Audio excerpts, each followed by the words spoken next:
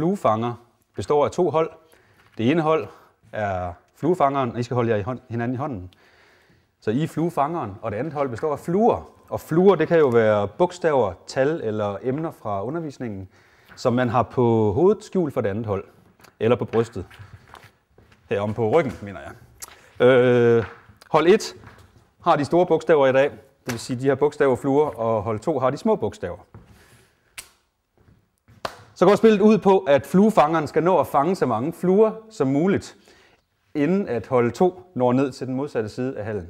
Nu er det jo en lille rum, vi er i nu, men det kunne være en stor gymnastiksal, så der var mere plads til at komme frem og tilbage.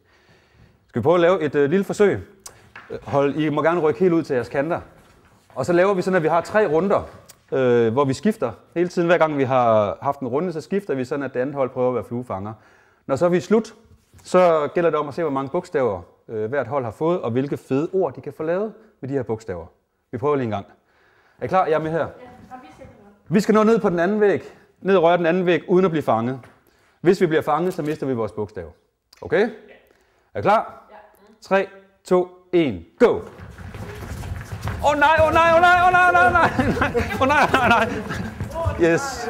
Og som I kan se, så blev Sara fanget, og det betyder så, at hold 2 må få Saras flue, som hun har her om i nakken.